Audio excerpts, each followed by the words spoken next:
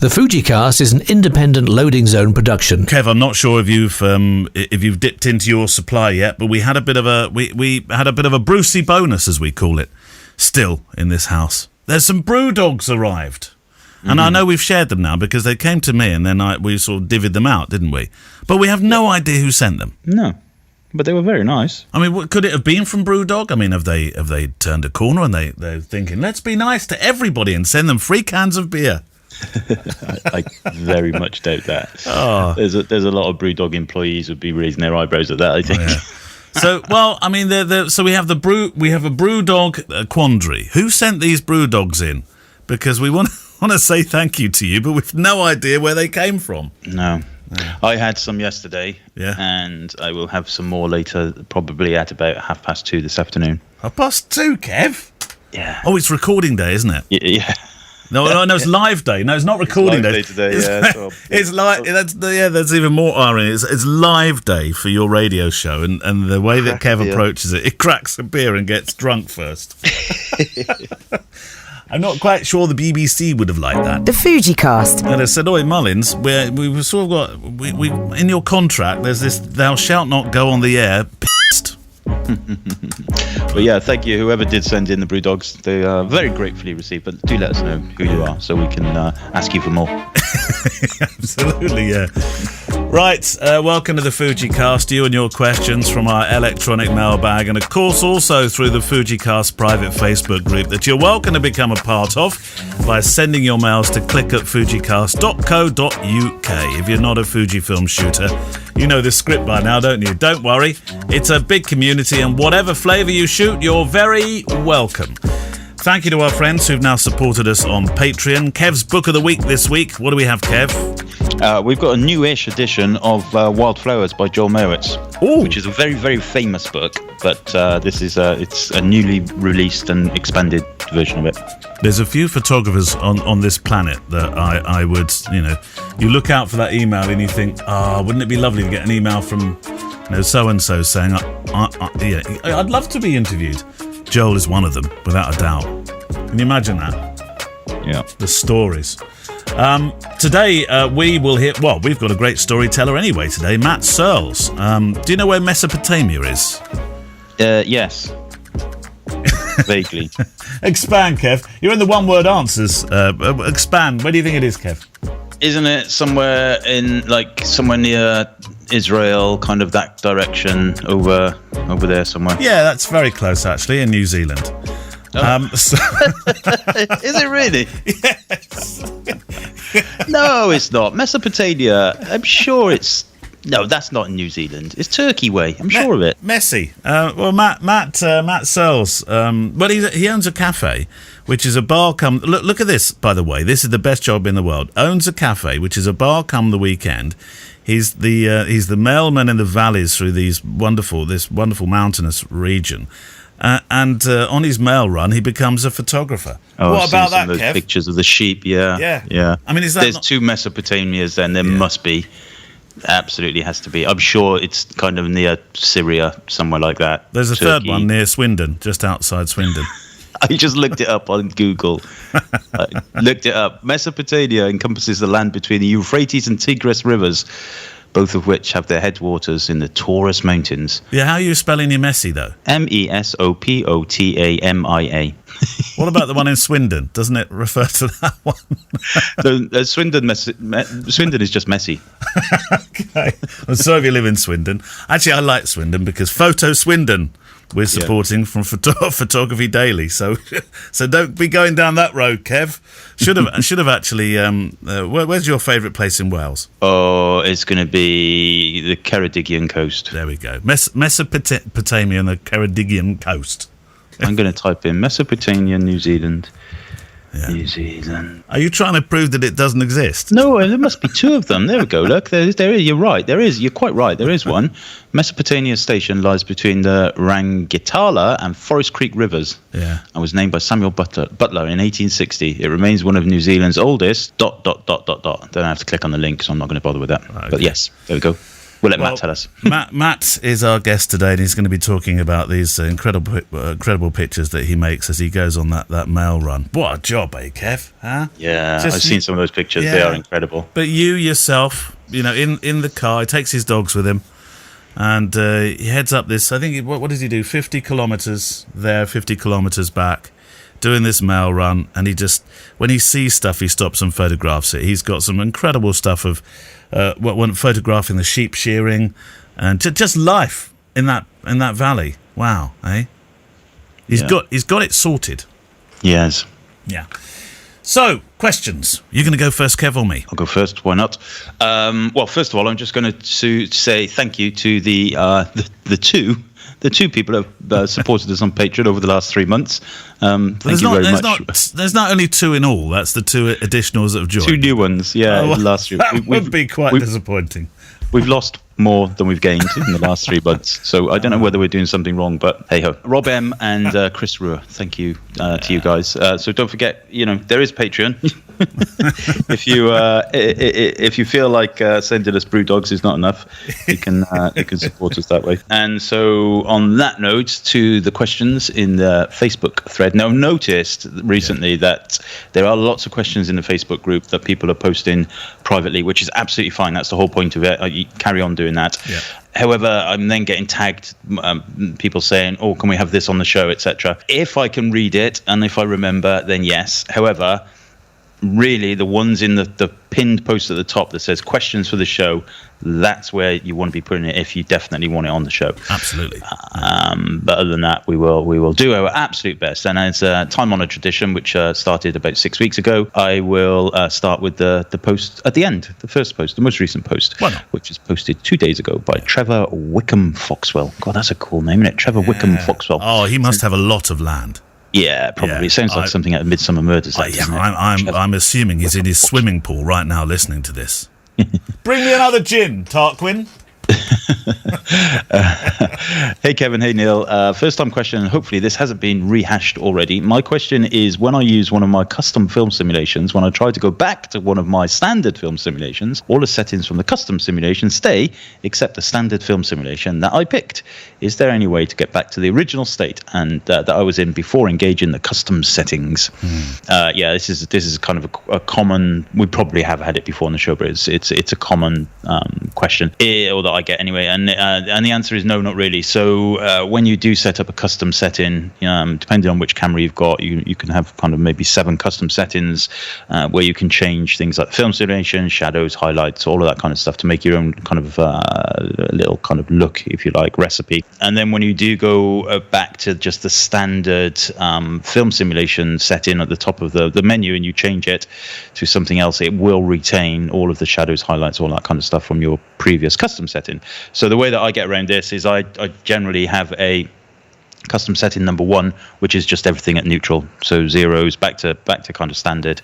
So if I want to quickly just get back to everything, I just select custom setting number 1. Of course, you do lose one of your custom setting opportunities, but if you find this is a kind of challenge for you in terms of having to redo that all the time, then just automate it a little bit. Job done. Is that what you would have said? Yeah. No, well, actually, I did have that problem, and I have a special setting on my phone called Help Desk, and it goes straight to your phone. Call Mullins, he'll know. Yeah, you're very good actually. Even on wedding days, you pick up. You must know what's Neil done. I just wanted to mention this, by the way, that Jeremy Baker on his GFX, he has it's something that you've always mentioned actually, Kev. When you think, oh, I wish this button was a bit more raised. It needs a nipple, and he had Jeremy Baker has 4 nipples. On his GFX, and 2 of them, I'm sure it was 4, was it 3? 2, well, anyway, 4. 2 in red, 2 in yellow, okay. And they were they were so little rounded. I said, where do you get those? So I thought it might be something that special that Fujifilm sell or something. He said, no, it's this thing called Sugru, Sugru. Have you heard of it? Yeah, I used to have Sugru stuff on my cameras before. Yeah. Did it work for you? Yeah, it does work actually really very well. But however, in those days, certainly when I was doing it, they only had black. I didn't think you could get different colours and stuff. You can now, yeah. Funky. Yeah. So Sugru comes in yellow and red and brown and orange and pink and blue and green. I think I'm just about to go into a song. It's called moldable glue. And that's it. It's very good, actually. But I had one problem. I used to have them on my Canon cameras, right? Because they had the same problem. Didn't have enough nipples. Right. And I remember taking it off once, and it pulled the whole button out of the camera. No. Yeah. So just be a little careful when you're taking it off. Well, I did say to him, how do you get them off the buttons? Because that was a concern of mine. He said you get a knife and you kind of chip away a bit, and it just pings off. Hopefully without the button, obviously. Yeah. I just grabbed it with my claw-like fingers and just tugged it. Yeah. Should we put a link on the website? Yeah, You can get it. You can get it anywhere, Sugru. It's pretty easy to find. But very good. Moldable glue. It comes with a sort of a disclaimer that if it brings a button out of your machine or your camera, rather, don't blame us. Blame Jeremy. Come out in a rash. You've come out in a rash here. Blame Jeremy. Michael, Marin, Neil, and Kevin. Hope you're still flying under the COVID radar. Oh, we are. Do you know the other day, Kev? I did in our Patreon, I did a piece called, or my one rather, in Photography Daily. I did a piece called "Dodging Bullets," because that's what it feels like at the moment. Do you feel that when you go to a wedding, you're thinking, right, but I'm wearing my mask, please, do you feel there's sort of, for me, I've got 2 weddings coming up this weekend, and I'm thinking, dodge the bullets, Neil, dodge the bullets. I have to say, I didn't feel. I've only had one wedding, which was last weekend, and I didn't feel that way because the venue were very, very good. They were really organised.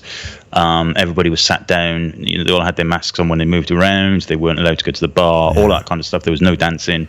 So it was, the clients absolutely had a lovely day, and it was still a very lovely wedding, but different. So I didn't feel like that at that wedding. However, I did go to London, and I had to, you know what it's like, right? 15 months of waiting to get back to workshops and weddings and everything. So the night before my first workshop in London, I went to the car to take Albie to football, and the car pinged up. It said, you need some urea. You know that AdBlue stuff you've got to stick in modern cars now, that blue stuff that stops the cars killing the trees and stuff. And I was like, did you really have to wait? Like, could you not have told me maybe on the weekend or in the previous 15 months? Did you have to wait until 9 p.m. the night before I'm getting up at 5 a.m. to go to London? Because the cars it'll just stop. Oh, does it? It's not like, here's a warning, you need to get it in the next week. No, you do get enough time. I think you get, on our cars, you get, because you've got the same as me, I think you get 80 miles, and then it will just stop. Because it's a legal requirement. Is this diesel, Kev? What? It's not diesel, it's called AdBlue. So, you've got a petrol car. I've got a petrol car, yeah. Oh, you wouldn't have it then, yeah. So diesel cars have it. It's next to the diesel tank, and it's a little blue cap. It's easy enough to find, but at 9 o'clock on a Monday evening, and you live in rural Wiltshire, it's not the easiest thing to find anyway. What did you pour in? Some beer? Does that help? I put some Brewdog in there. Some Brewdog in there. It's good as gold. I sorted that, and then I got up at 5 in the morning. I got in my car, turned the radio on, checked the traffic, all that kind of stuff. Of course, no problems with traffic. However, Richmond Station, no trains from Richmond Station because of flooding. I'm like, so my car's giving me jip. The travel problems are back. Flooding. It's like the 15th of July or whatever it was. I'm like, this country is getting right on my monsoon season, Kev. I'll just rescue there. Monsoon season. Yes, and so then I ended up getting on the overground with about 10,000 other people who couldn't get on the underground face to face. That made me feel a bit uncomfortable. See, there we are, dodging bullets. Yeah, that was dodging bullets, I think. And then everybody was wearing a mask, though. It's really funny because everybody's trying not to hold on to the railings and things on the train. So, when the train driver has a bit of a hiccup and the whole train shudders forward and nobody's holding on to anything, then everybody's in each other's laps. And I try and engineer that, to be honest, in the old days. And then I got off the train then at Waterloo, and literally everybody just disappeared in a puff of smoke. There was no one in London. No? It was empty, absolutely empty. They must have all just gone to their offices and and got in the showers and stuff. But it was just like boom, gone. Nobody. Well, only I know what you mean about public transport, but at a wedding, obviously, where people are trying to be as normal as they possibly can, and saying, "Well, it's all right, we're going to try and avoid everybody wearing masks. We don't want lots of photos with people wearing masks." So it's it all goes a bit to pot, really, doesn't it? Well, I suppose it comes down to the venue, doesn't it? Ultimately, the venue I was at was very but just was on it. They were really on it. You wait then till you're working at a venue in in a field or something like that, and the rules go out the window. Yeah, but it's over now, isn't it? It's the 19th today. It's Freedom Day. Freedom Day. Well, we're saying that, but of course, we're recording this just a few days before. But have there been any changes? Does Future Person know? Are we wrong? I will personally carry on wearing masks in enclosed spaces. Yeah. Myself, just for a little longer. I do know. I know. I don't really know whether we should discuss this, but what the hell? I do know quite a few people who have been double jabbed with COVID and are pretty unwell. Double jab with COVID? They've been double jabbed. Oh, double jabbed. They've caught COVID, right. And they're pretty. I would say pretty unwell. Well, our next door neighbour's crook with it at the moment, and he was double jabbed, and he says he feels really under the weather. Yeah, I guess it just means that he would have felt even more under the weather. God, yeah. So, yeah. None of the people I know are kind of, they're just in bed. They're not hospitalised or anything. No, none of that. They're just they're not just. There's no such thing as just, but they've got really. They don't feel very well. No. Yeah. Well, get well to them soon. If you checking in with them, check in, Kev. Take them a brew dog. Yeah, I'm not going anywhere near them. They can keep themselves to themselves. Thank you very much. We should go back to Michael Marin's question. I hope you're flying under the COVID radar. Do you have any thoughts on the merits of EVF versus OVF? Do you have a personal preference and why? Well, I with the X Pro 1, I do actually use OVF quite a lot. I quite like that. And very rarely would I do that with the X100V, though. No. So the OVF, obviously, those of you who don't have either an X Pro or an X100 won't know what an OVF is. Well, you might do. It's an optical viewfinder. So you've got two options in those cameras. There's a little toggle on the front where you can switch between optical viewfinder, electronic viewfinder, or a hybrid of both. And yeah, the X Pro 1, X Pro 2, X100, X100S, I use the optical viewfinder a lot because the electronic viewfinder was a little bit laggy still. Yeah. But now, the electronic viewfinder, for me, kind of outweighs the optical viewfinder in the modern cameras and the later cameras because it's real time. There's no lag whatsoever, and you see what you're going to get. Whereas an optical viewfinder is a bit like using a DSLR, where you're looking through the lens, so it's not necessary. You're not going to see the film simulation. You're not going to see exactly the same that you're going to get. So, for me, nowadays, it's mostly electronic viewfinder. I do sometimes switch to the optical viewfinder on the X Pro 3 for the dancing. I was just about to say, that's a good time for it, isn't it? Yeah. For the really low light stuff, I kind of sometimes do that just because it's easier for me to see and you don't get kind of the weird lights and grain and stuff that you might see in the viewfinder.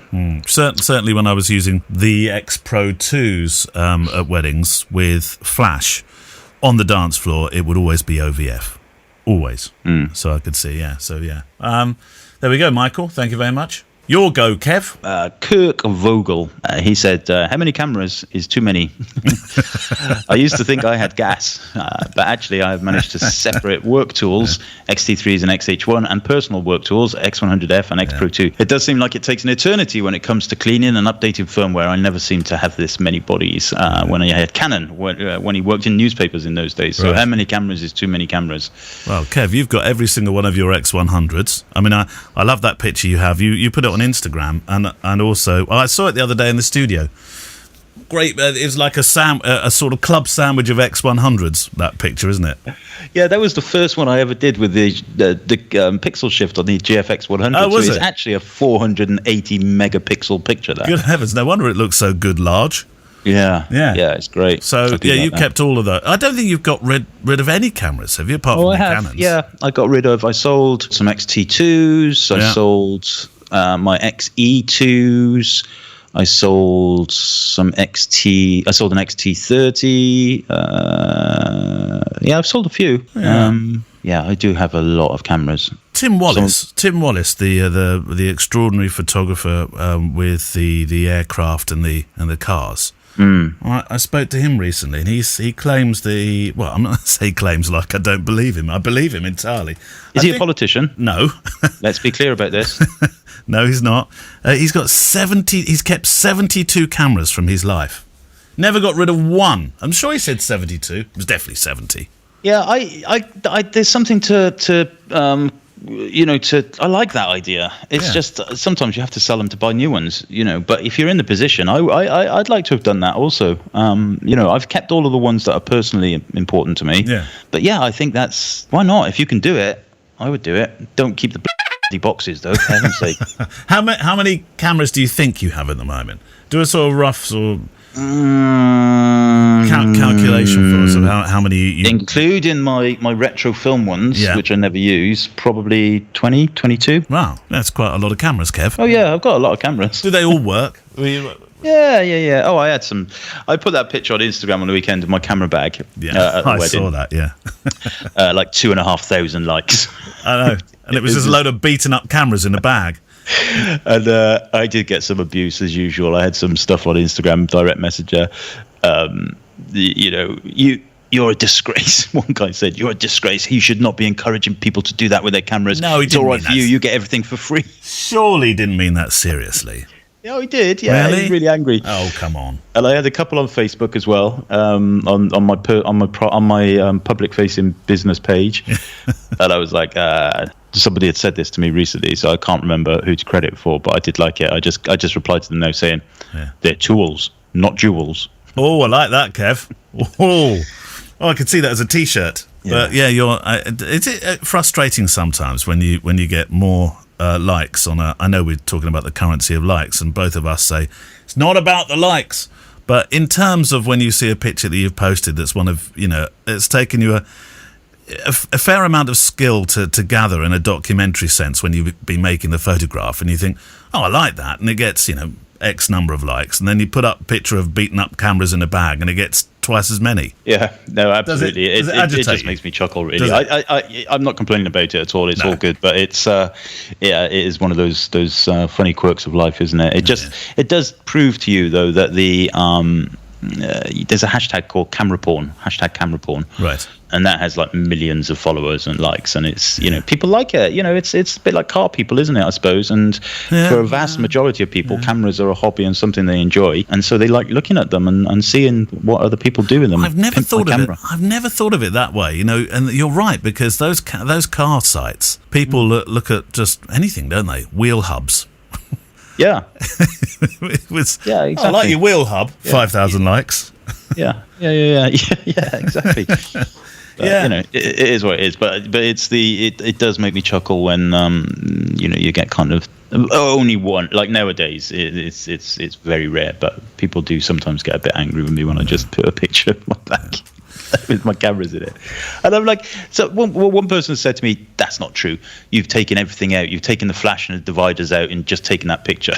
I was like, why the fuck would I do that? You don't do that, do you? What you get, what you see is what you get with Kev. I didn't. There wasn't anything else in there. I thought there might be an old sandwich or something. But No. Oh, sorry. In the back compartment, I do have. There is a back compartment where I have like old sandwiches, a spare camera strap, and some. The batteries are in the front, but there's nothing else in the thing. The spare lenses and everything are in the side. That was it, So I shot that. Yeah, that first wedding, X Pro 3, XT3. Oh no, X Pro 3, X Pro 2, X100V. I had on that day. Yeah, that's what I had. What's the strangest left field thing that you take with you as a spare? That might even be something you keep in the car. But what's the most left field thing that you take? In terms of equipment spares, it doesn't have to be equipment. It could be something that you think is vital to your job. That without it, it would be a bit difficult to do your job. I would say the little clip thing that I use for the spider holster, those little bolts. I've got a few of them. Yeah, I've got a few of those. Which means you have to take a monkey wrench, whatever they call it, a spanner. Yeah. What about the belt? See, that's I think the most. I know what you mean by that. The clips and the spider belt thingy. Yeah. But I take a spare belt, an actual spare belt, because if you leave home and you haven't got a belt, you just put your trousers and your shirt on. You think, what's all this thing these things gonna hang off today? Yeah. I have had to go into town to I've had to go into town to buy a belt. You got a belt? I want any belt. That'll do. Well, there's some stuff I just have in the car. Like there is a belt kicking around somewhere in the car, and. There's probably a spare shirt and things like that. But yeah, you're right. Things like that are important. Right. Was it your question or mine? No, you'll go. Right. Kev and Neil, as documentary, wedding, portrait and event photographers, what's your thought on using, well, it's funny because you mentioned it, flash. When and how do you use one, if ever at all? Indoor, outdoor, night reception, really dark places, a cave, or some unusual places? Jeff Petrie. I don't use flash. You never used it, Kev. You do now because... I have in the past. I don't. I've got my little Lumimuse LED light. But that's not flashed. I don't use. I don't take a flash. No, I don't even take it. I have, obviously, because I've bought everything that's ever existed. I do have one somewhere. I've got the Godox something, whatever. Yeah. There's what's that? I'm looking for it now. It's in my cupboard somewhere. The really small little cube flash that Fujifilm sell. Oh, what's that one? Oh, the XF. Is it XF4? I can't find it. It's in here somewhere. Oh, look, there's a 35mm. Where did that come from? That's brilliant. I use that, and I set that on, usually on manual, and some little AAA batteries go in it, and it seems to go forever. It's really good, and it's pretty quick to be ready for the next shot as well. And do you connect that via one of the old OC8 Canon cables? I do. Yeah. It's exactly what I do. Stretchy cable, and away you go. It's so light. You don't. Sometimes you feel like you've just got your arm in the air because you're obviously trying to separate the two. You know, the flash from the front of the lens, and you think, people must think I've just got my hand in the air or something. I want to ask a question because it's light and you can hardly see it until it goes. Ba-doom. Can I go for a wee? Yeah. Can I go for a wee? Can I leave the dance floor? That's a really good bit of kit, and I use that quite a lot. Yeah. And that's quite powerful as well. That's Bit like you, though. I don't use flash too much. And I do like those little Lumimuses. Yeah, I've had to buy a new one, actually, because when I was doing my workshop last week, I was showing the old one, and I dropped it on the floor and exploded into 1,000 pieces. They're not that strong if you drop them, are they? Although I have had that one. I had that one I must have had it 6 years. So I've put that on my little shelf of love in all its little bits. So I won't throw it out. I'll keep it. It still works. It just doesn't have any plastic around it.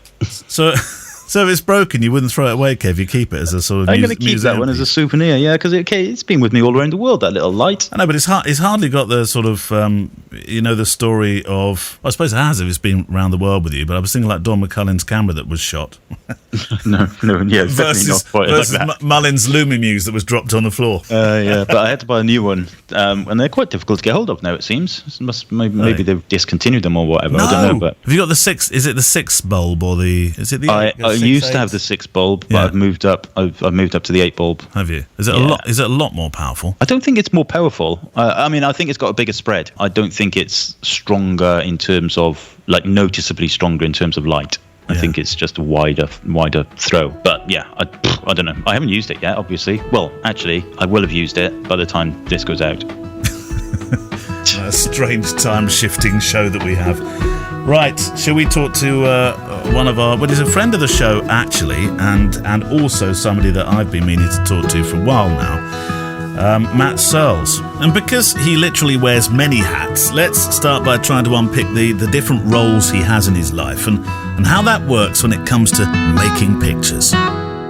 So, Matt, I need to get some sort of handle on this. What's your relationship to photography and your full-time occupation? How do they both work hand in hand? Yeah, it's a little bit of a complex situation that I seem to have got myself into down here. I'm a cafe owner in a very rural part of New Zealand, and one of the things that happens down here is that you can sometimes be a mail contractor when you own another business. So when we bought our cafe 3 years ago, I inherited a New Zealand Post rural mail route with the cafe, and that's been my real photographic outlet ever since, really.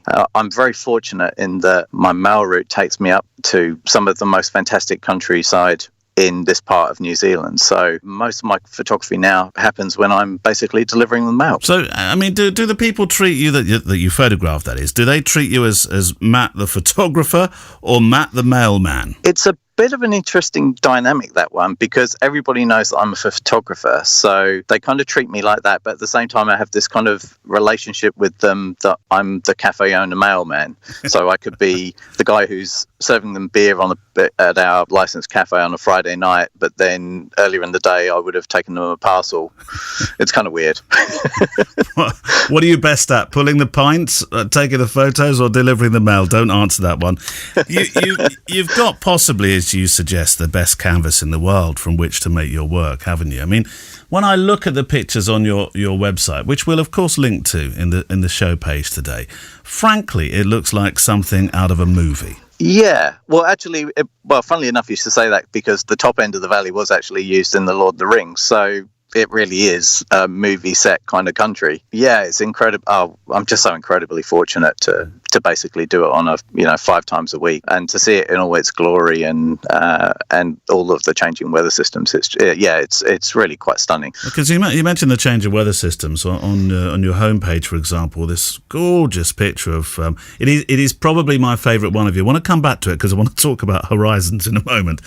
But the one of the we've discussed it, I think, in the in the Facebook group. The one of the sheep. Looks like 1,000 sheep coming up the road towards you. It's not much mail being delivered that day. It is very close to one where you look like you're on the top of a mountain, and the snow and the change of the seasons is just gorgeous. Yeah, that was a fun shot, that one. I actually took it basically over my shoulder with my X Pro 3, so it was pretty much a no-look shot, so quite happy with it, really.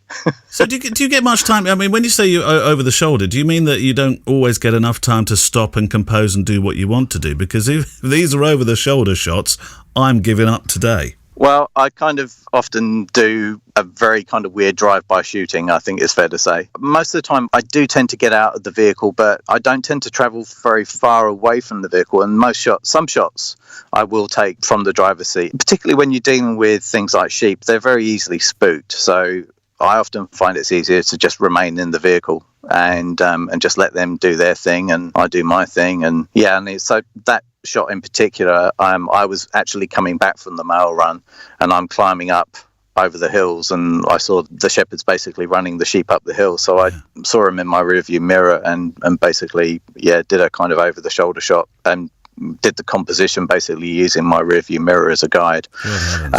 One of those times I actually wish the old flippy screen on the X Pro 3 would have popped up the top. It would have made it a lot easier. It's a funny thing. It's sometimes you are kind of stuck in the seat, and other times you very much do need to get out and about, particularly when you're flying a drone, for instance, although I've also done that from the seat of the van as well. So. Yeah, because you do use drone photography within your work, don't you? Let's talk about the kit then. So we've got the X Pro 3. I know you've got a GFX as well, and you've got I actually I've sold the X Pro 3 now when I moved over to GFX. So that's my primary camera now. But I do also still have an XH1, which I use, and I find that is particularly good when I'm using long lenses and I just need a bit of stabilization, because I'm using basically third-party lenses, old vintage zoom lenses, so the XH1 comes in really handy for that. When it comes to drone, I'm using a DJI Mini 2, which is a tiny little thing, and the thing I love about it is it's really easy. I can basically take it off from my palm, leaning out of the window of the van, and also because it's so small, it doesn't spook livestock too much, which is a real bonus. Yeah, some of the bigger drones, just tend to give them a wee bit of a fright. Can you fly that in any kind of wind? Because some of these places, a lot of it is very mountainous, the places you go to, and of course they need to be reasonably stable. Yeah, it's pretty good, although we do tend to get a lot of wind up the valley. So I got caught out the other day when I was just trying to be a bit smart to getting a few shots from, basically bird eye view looking down, and before I knew it, my drone was traveling backwards at a fair rate of knots, and I was thinking I was going to have to do a carrier landing onto the road, but I managed to get it back, which was good. But it sometimes is a wee bit tricky, but usually you can kind of pick the days when you know you're going to be able to fly. But mountain territory, it really does. It shifts a lot, so you can get caught out every now and again if you. Yeah, and I think I was the end of the day, I was kind of desperate to get a shot. Mesopotamia is quite the legend in people's minds, isn't it? Tell me about this place, because you do mention that people. That for you, actually, it's a very mindful experience. Yeah, very much so.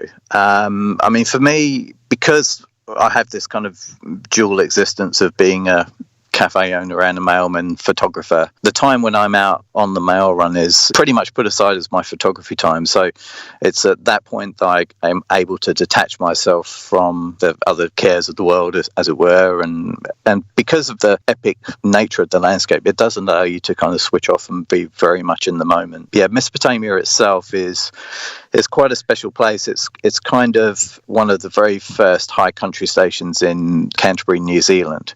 Its history is long for this country, which, whose English-speaking history is rather short. So it's kind of a place of legend, where tough shepherds made it through all weathers, and you very much feel that kind of pioneering spirit because it is so isolated. So mentioning the shepherds, actually, there's a little bit of photojournalism creeping into your work as well. It's not just all great big vistas. You seem to quite enjoy spending time with those that work on the land. There's a great one at the sheep shearing station. Of the guys and the girls all at work here. Yeah, I kind of describe myself sometimes as a rural street photographer, and sometimes I'm a landscape photographer, and other times I'm very much that kind of rural documenter. The person I kind of looked to for a lot of my inspiration was James Revilius, basically, and his body of work is a great inspiration of what you can do in a very small area and trying to document the daily life of people within that area and also the landscape that's there. And that's one thing that James did particularly well. He had that wee corner of North Devon that really, in about the same size as my mail run, he was probably even less than that actually, that he was working.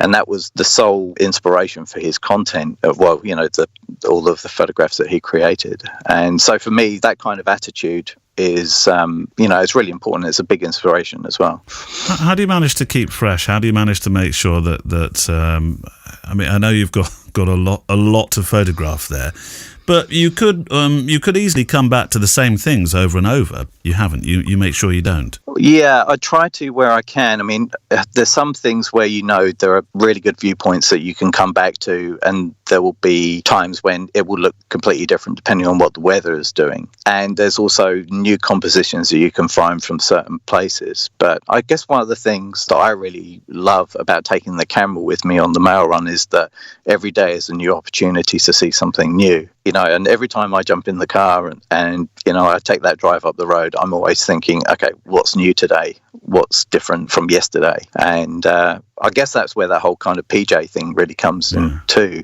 that you are always thinking about where's the story today, and also what's in my heart today. What do I feel? What do I want to capture? Do I want to capture movement, or do I want to capture still life? Yeah, so that's, all of those things I kind of take into account. I tell you what, you make me want to, I don't know, become a truck driver with a camera, because, when you when you're out there on the open road and you think, there's a story.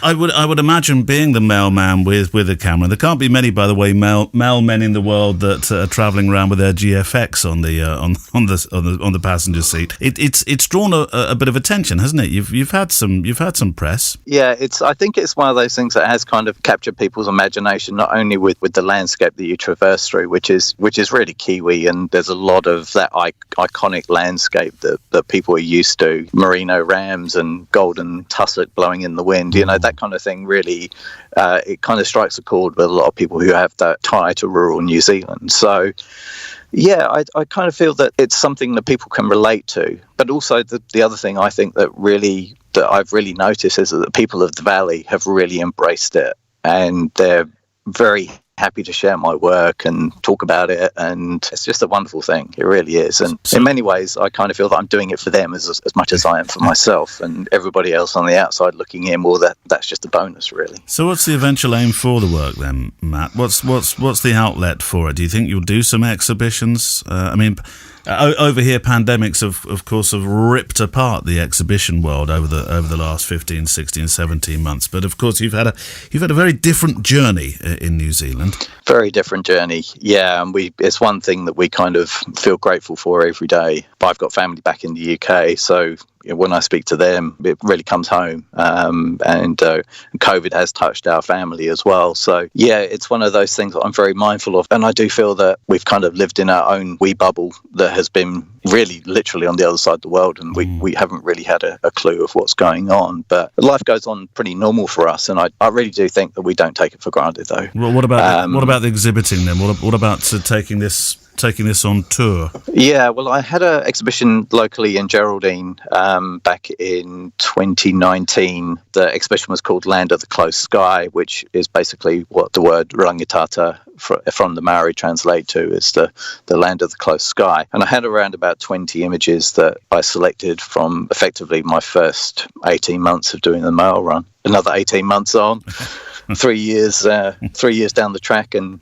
a whole new body of work as well. So it's one of those things I kind of feel that I can always revisit, and there may well be other ways that I can kind of take the imagery and put it into either exhibitions, or I'm looking at maybe some books about moving into that kind of sphere as well, maybe doing some self-publishing. I'm looking at a few options at the moment, but I'd also like to do a wider project which takes in more of the South Island and New Zealand in terms of rural photography. So yeah, I don't know how I'm going to fit that in, but yeah, that's kind of my long-term plan, is to basically morph Maltamessi into something just a wee bit wider. I assume those that are in charge of the mail office, or whatever it's officially called, are quite happy with what you're doing, because you do say the mail time is photo time. I assume they're happy to share. Yeah, I mean, that's the great thing. I'm an individual contractor, so I pretty much do things on my time. Although it's one of those things that I'm always very mindful of the amount of time that I'm spending on the run, because I have my other business. For 3 of the days that I'm doing the mail, the cafe is still open. So if I'm not at the cafe, I'm on the mail run, and if I'm on the mail run, I'm thinking of maybe I should be back at the cafe. So that does kind of speed me up a little. But for those days when we're not open at the moment, on Tuesdays and Wednesdays, then that's very much my time to take my time where possible, and maybe get those shots that require me to spend a bit more time, maybe put the camera on the tripod and fly the drone a bit more, and not so much leaning out of the window of the van, really. It might feel a bit crass, this question, because there are so many pictures of these beautiful vistas. And I must admit, if I were to just transport in right now, I'd be lost. I'd be thinking, oh my God, I could spend the next 3 years here, and I'd have something to photograph every moment. But do you have any particular favourites? Any moments where you've thought, my heavens, Matt, I'm the luckiest mailman in the world? Yeah, quite a few times. I really do think that I'm just so lucky. I think the ones that I take the most amount of pride of is where something as unexpected that's happened, that I've just happened to be there at the right time, or that kind of happenstance when you pull into the yards and then there's a shearing gang there, and it's like, right, okay, game on, let's get the camera and let's get some shots of the guy shearing. They may well be drenching the sheep or crutching, anything else like that. It's kind of like I basically get in the van and I don't know what I'm going to be facing every day I go up the road. The only thing I do know is I'm travelling the same road, the same distance, and dropping off at the same places, but I don't know what's happening along the way while I'm doing it. So I think those times when I do happen upon those moments which are just that little bit special, I think they're the ones that I really take pride in capturing. Yeah. Well, thanks to Matt Searles for talking with us on the show this week. I recommend you go visit his website, which we will link to on the show page at fujicast.co.uk, which Kev diligently builds each week.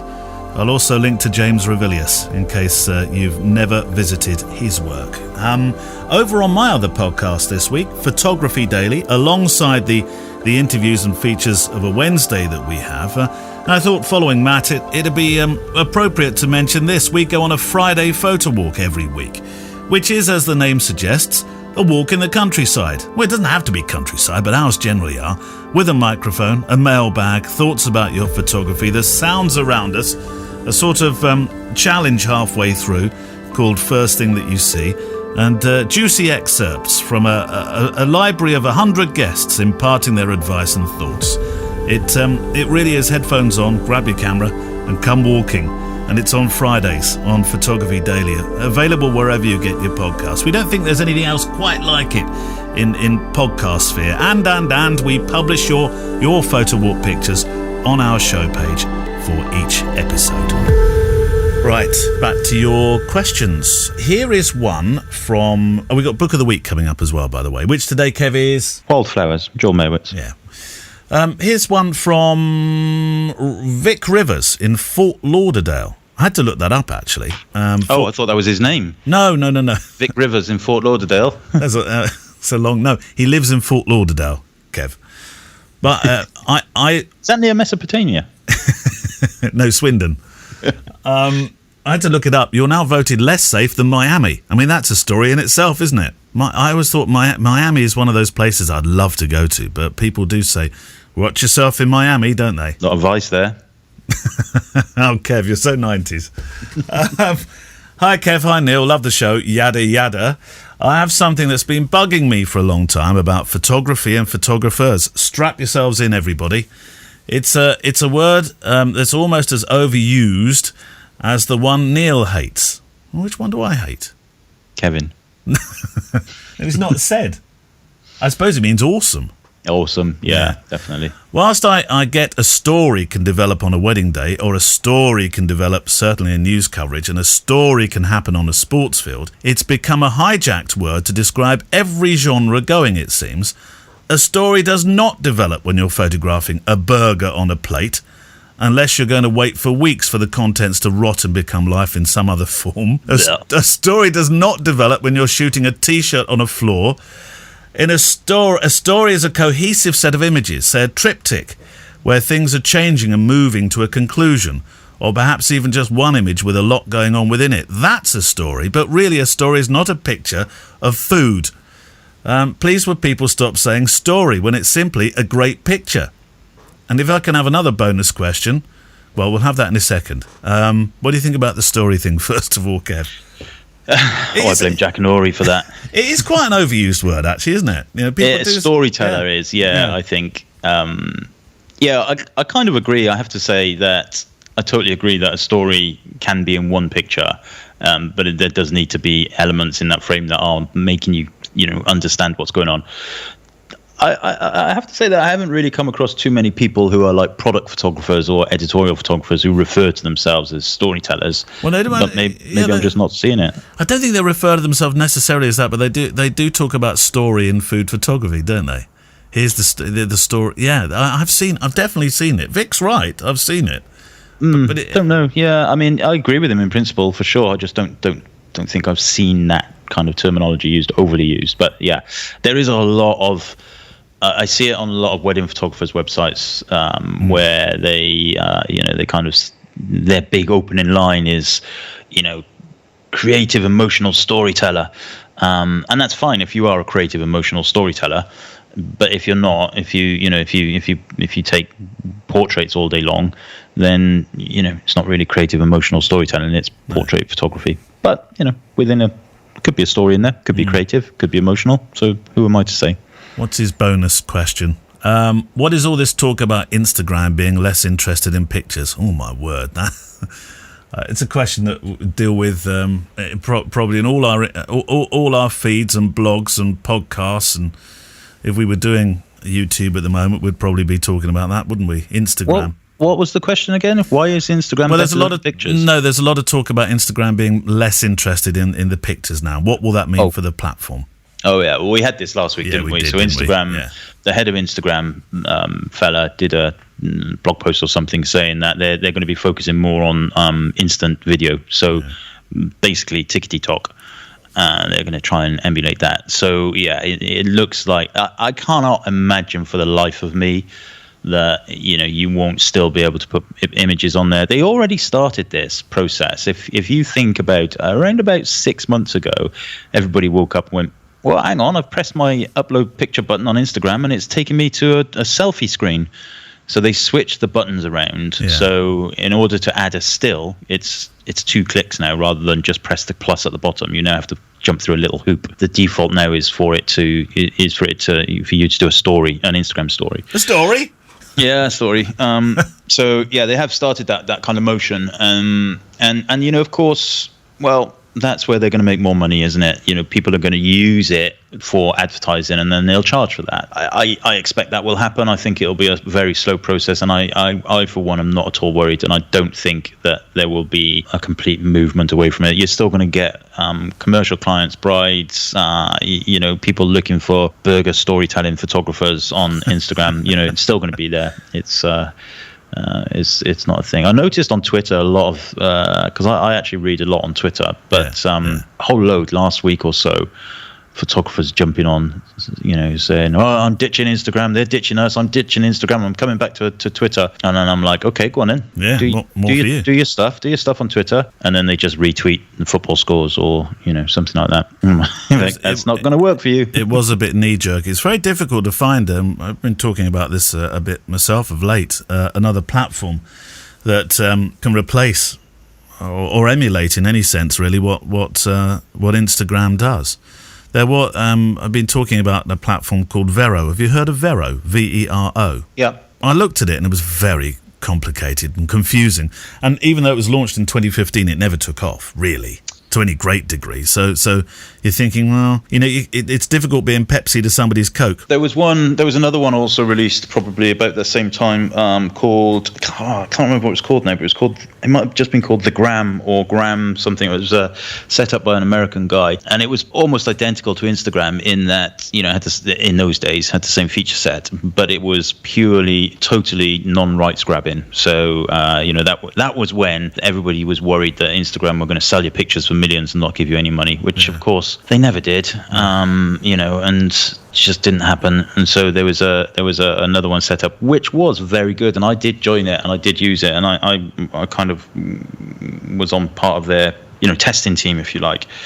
But in the end, the guy was just like, yeah, it's you know, it's just too hard. You know, nobody's going to do it. You know, and that's it, isn't it? It's better to be first than it is to be better.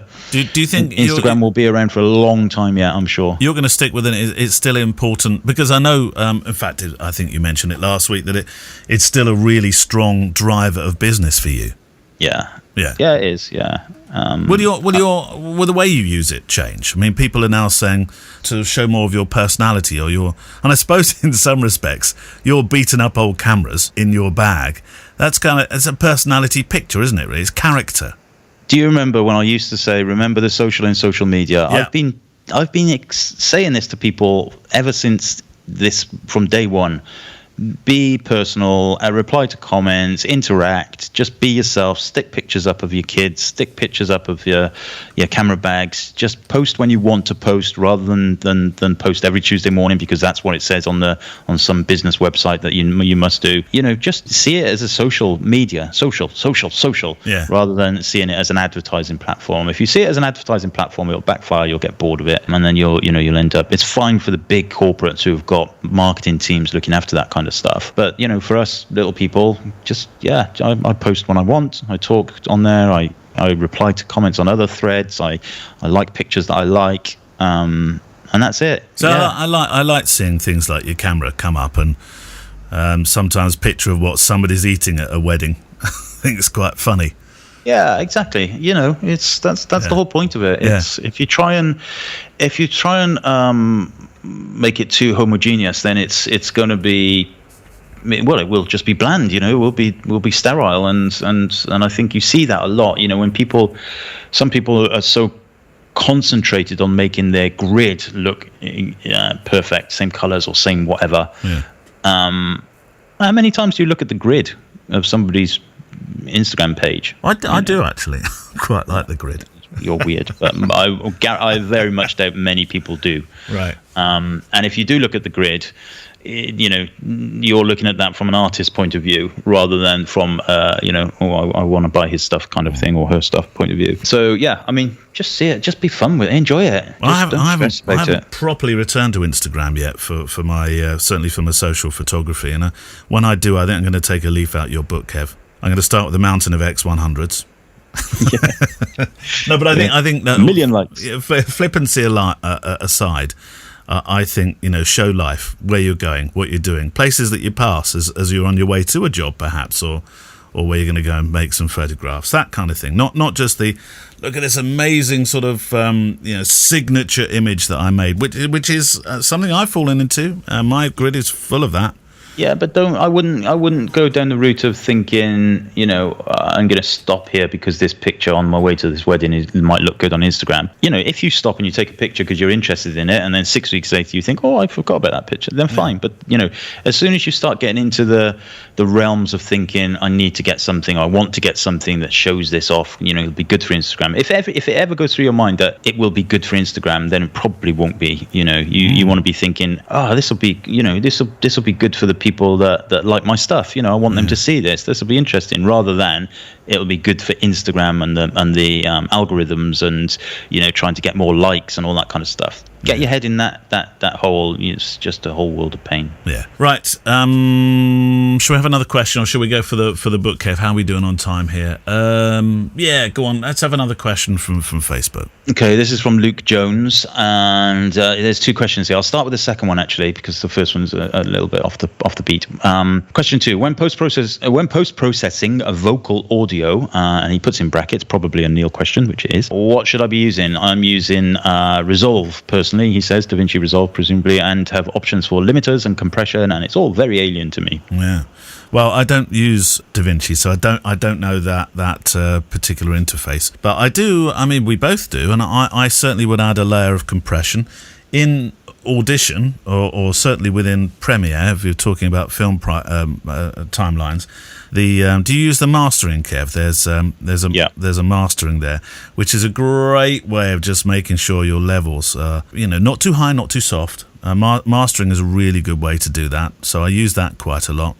And I think that adds a gloss to when you listen to YouTube films, they're all over the shop when it comes to audio. And you can tell somebody who has mastered either by using maybe the Adobe package options, either within Premiere, Audition, or Audition, and those that haven't, where it's all over the shop. And it's really important, I think. So mastering is something I use. So compression, I think compression's quite important when you're post-processing, definitely. What about things like limiters and stuff like that? You can get quite advanced with those things, can't you? You can, of course. The mastering is a form of limitation anyway, because you can set the output level.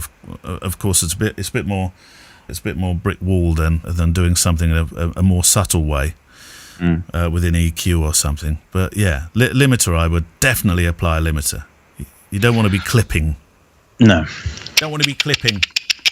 No, see, that's just that's clicking, Kev. Oh dear. Okay, part 1 of his question was, how does Fujifilm decide on who is an ex-photographer? Is it based on their work or more on their contribution to the community? Don't they throw all the names in the air, and the one that comes down last is the one that gets it? Yeah, that's exactly it. Yeah. Well, actually, it's kind of an unknown, really, because in America, in the United States, you can apply to what have they called it? The ex-ambassadors. Oh, it's slightly different, isn't it? Yeah. Program or something. So you can apply for it. As far as I'm aware, in the rest of the world, and certainly in the UK at the moment, still at least, this is my understanding, it's they will approach you based on, yes, of course, they need to be impressed with your work, but also on your kind of guessing ability to communicate with the community and all of that kind of stuff. When I first became an ex-photographer, which was a long time ago, it kind of came to me because I was basically in the right place at the right time. I was one of the first people using the X100. Early adopter. Yeah, early adopter. They wanted some pictures to use at what was then the photography. Focus on Imaging. I said yeah, and then the marketing lady, Katie, bless her, said, oh, we've got this scheme. Would you like to be involved in it? So that's how it happened, but there was very few in those days, so I was definitely lucky. If I was around now and not in the ambassadorial scheme, probably I would just kind of be under the radar to them, because there is so many people using Fujifilm stuff now and putting some amazing stuff out there. I do less frequently now than I used to, but I did used to regularly get emails from people saying, can you put me in touch with the person who decides, I want to apply. And that's a fair enough thing. It is a fair enough thing, because, it is a nice thing to have on your CV. But there is no kind of application process as such. There's, my advice would be tag Fujifilm on Instagram. Don't push it though. You definitely don't want to be obviously trying to get into that scheme. Does it look a bit too desperate if you do that? Sometimes it can look desperate. And the other thing I would say about it is being an ex-photographer is a good thing. It's a blessing. It's I'm eternally grateful for it. And if it ended tomorrow, I will have had a great innings and forever be grateful for it.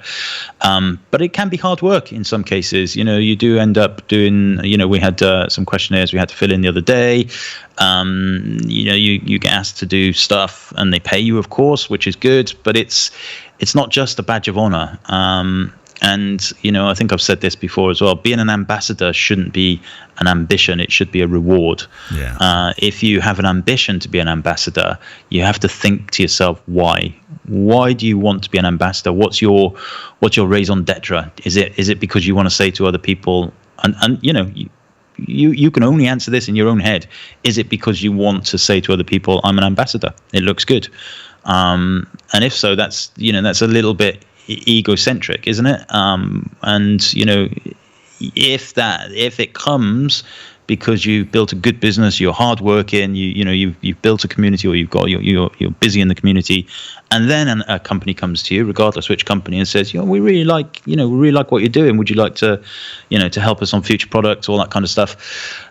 Then that's a reward, and that's when I think it's gone its circle, and you get what's justified then. Do you know, I'm going to say this because you won't, but I also know that you would use this camera, and if something came up that suited you better, you've always said, I will use it. But casting that aside for a moment, I know that even if Fujifilm came and said, Kev Mullins, it's been good, but we got to run, you would still be using those cameras tomorrow, and you would not be one of those people who go back to another brand quite so easily. You'd, I think, remain loyal to something you genuinely, and I underline that, genuinely love using. Yeah, of course. And we've seen that happen. There's a couple of quite high profile situations where people have been ambassadors, and the moment they're not, they've said, oh great, that's great, I can go back to using the cameras I really like now, which is just disingenuous.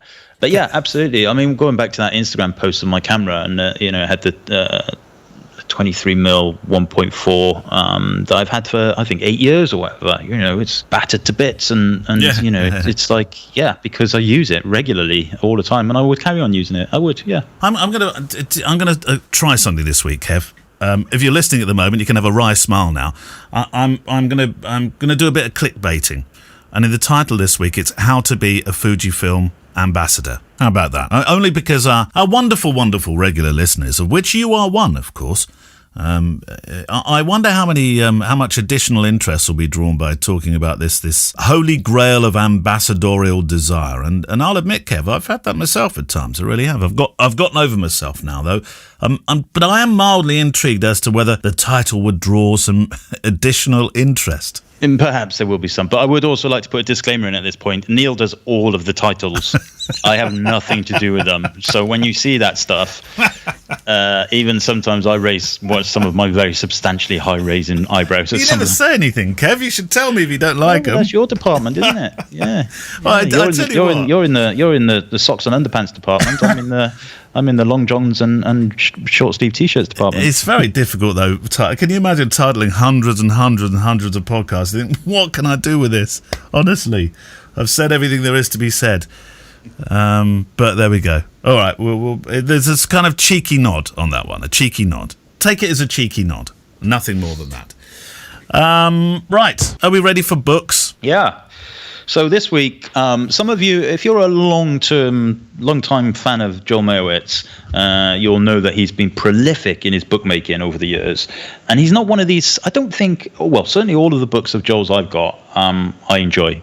There are some photographers that you feel like, and it's probably not them, it's probably the publishers, in fairness, that they seem to just produce book after book after book, and some of it it's like, I don't know, this is not, just doesn't feel like the same quality or anything. Anyway, with Joel's stuff, I feel like all of it is, they're all great. Now, back in sometime in the early 80s, probably 82, 83, something like that. There was a book called Wildflowers produced by Joel Meyerowitz, and it was a relatively small book, I think, and it's all color street photography with the theme of flowers running through it. Now, the reason why I'm kind of stuttering over my words is because I've just popped onto Abe Books to have a look for that original one.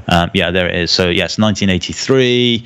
It was a very different cover. Signed copy of it, £145, £111 for a standard one.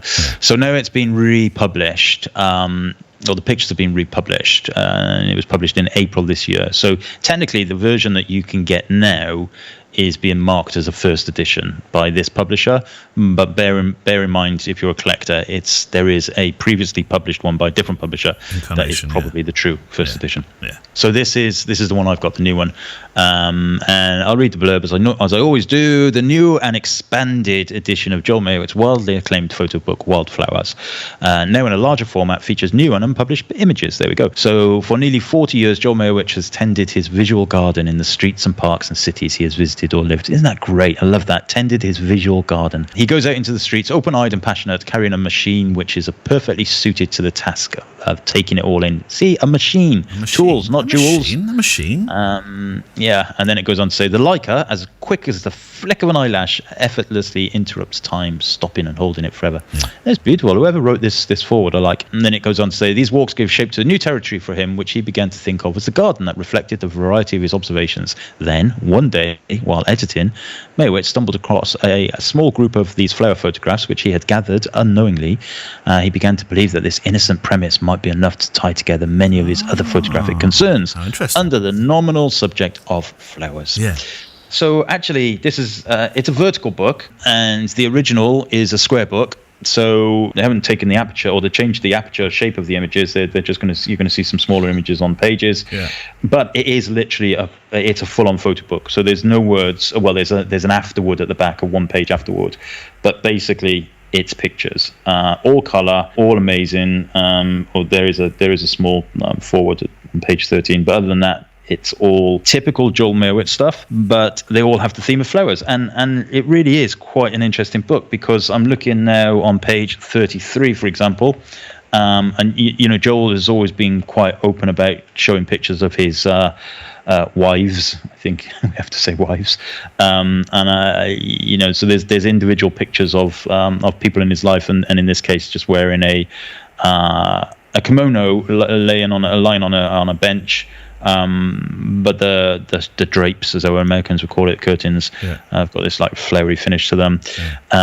There's parades, there's simple people walking along the street who have got flowery dresses on. There's a beautiful picture here, page 47, which doesn't have a person in it at all. Looks like it's probably a coast in Italy or something like that, because I think that's where he lives now. Series of chairs, 15 chairs, 10 chairs. Just loads of flowers in front of them, overlooking the harbour. And what I love about these kinds of pictures, and because Joel is vocal about this as well, in that if it's a documentary picture, it should be unstaged, and so that you've got 1, 2, 3, 4, 5, 6, 7, 8, 9, 10, 11, 12, 13, 14 chairs, and one of them is slightly out of position and doesn't have its seat cover on it, and there will be people who perhaps would straighten that up, put a seat cover on it, but he hasn't, which is a good thing. Now, some of the one of the things I don't like about this book, I have to say, is the cross spine printing. You've never been a fan of that, have you? No, especially these kind of modern hardbacks where you really have to bend the spine and bend the page in order to see it all. Certainly not a fold flat, is it? No, and I don't like that so much, and I don't quite understand why it's only on some of the images, because some of them, they've just decided to do small-ish on one side, one spread, and then on others they've made them a bit bigger and spread it right across, but and that kind of breaks it up a little bit. Beautiful like vistas as well, so it's not just street photography, it's not always just people, but there's always something in there that's related to flowers. Sometimes you have to look quite deep to figure out where the flower is. There's a great one here, page 55. This would have been, I would say, early 70s, maybe late 60s, probably 60s, for 5 girls. They're at a milk depot, You can get, it says half a gallon container, 47 cents. Brilliant. It's like proper American hamburgers and milkshakes. You've got one of those bubblegum machines outside. Ice cold Coca-Cola advert, and then these girls all wearing exactly the same mini skirts with flowers on. It looks like they might be in a band or something, I don't know, or work there perhaps. It's great. And then you've got like the traditional stuff we've seen of his from New York, but people, it's always focused on this element of flowers, this theme. There's one on page 65. It's quite this is a snap picture, I think you'd probably call it. So it's quite out of focus, but that doesn't mean there's anything wrong with it. I love the picture. And it's a lady who has a walking stick. So she is blind. She's holding out a pot probably for collections. There's a little girl sat on a bag next to her, perhaps belongs to her as well. And maybe Joel was walking by, just saw it, click. It's a really wonderful snapshot of time. That is really wonderful. Do you know, this does go to prove that flower. You wouldn't have thought. You thought, right, okay, I'm going to go and do a subject on flowers. You might have thought, okay, in the garden or in some sort of park, but the way that he's tied this together and made it a documentary piece, there is. I'm going to use the word. Stand by. There is a story in everything, isn't there? There is, but if you think back to the original, the blurb on the book, it's an accidental story. Yeah. So this is a series of images that he thought, actually, I've got something here. Yeah. He didn't go out and think, right, this year I'm concentrating on flowers. It's not like Elliot Erwitt with dogs, who he had a proper project. Was like, right, my theme for the next however long is canines. This is a collection of this is serendipity, really, isn't it? There's a whole load of really cool images that he probably didn't realize that he was making for those reasons. Put them together, and what have you got? A book, a story. Sorry, a book, a story, a story. Yeah, it's great. I really like it. But I'm a big fan of Joel Meyerowitz. Yes, so, me too. And I love the impurities in his images as well as the practicalities. There's one here, and I've heard him talk about this when I watched him on a webinar a couple of weeks ago, on the Martin Parr webinar, page 115. So there's a lady sat on a stool looking out of this window, and the apartment looks pretty bland. And if I remember rightly, that's because it was an apartment that he was looking to rent or buy or sell or something. I can't remember, and I also can't remember whether the lady who sat on the stool is his friend, his wife, or whether it was the sales rep. However, because you can't see, it's just the back. But the flower element here is in the is in the carpet. So you have flowers here. But typically, I'd say a lot of people would look at that picture and perhaps not give it too many second glances. But now you throw context into it, you start looking, and I wouldn't say, I say this on my workshops all the time. Anybody can be a photographer, but we're all different observers, and it's what you observe is the important thing. Brilliant. Closed. Good book. Wildflowers. Closed. Joel Meyerowitz. Yeah. Have we got time for one? I think it's all. It is. We've gone way over, Kev. We did things in a slightly different order today, so I've got to press this button. There we go. It was rather dramatic, wasn't it?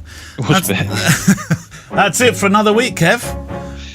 Don't forget to keep sending your... Don't forget. Very old radio cliche. Keep sending your questions in to... there's two ways to do it. Click at fujicast.co.uk, or, of course, in the FujiCast private Facebook group. But remember, as Kev correctly said, it's great to put questions in there for everybody to answer, yes. But if you want them specifically on the show, then make sure you bung them in the correct thread, which is where, Kev? In the Facebook group. I know, but at the top. At the top. Yeah. So there's two in the announcements tab at the top of the Facebook group. There's two announcements. One of them is questions for the thread. Threads for the threads for the question. Questions for the show, Kev. Questions for the show thread. And the other announcement that I've announced pinned up there is Carl's amazing post about filming with Fujifilm cameras. And very soon, actually, we're doing another Ask Andreas, aren't we? Yes. So that will be appearing soon as well. So see you in the Facebook group for any questions you have about today's show. Play nice, of course. Our mods, Steve and Pete, they're always in there. Send questions, stories about your work and anything of interest you think to either that email address or through the Facebook group. Thank you to those that are supporting the show by Patreon. Music from Blue Wednesday, supporting music from the incredible artlist.io, and we will see you next week. Bye, Kev. Bye-bye. More Brewdog, more Brewdog. More Brewdog, yeah, more Brewdog. The FujiCast is an independent Loading Zone production. Email the show with your questions and words of wisdom to click@fujicast.co.uk. Email any complaints and political nonsense to our wives, who will deal with your comments in their own good time and in their own good way.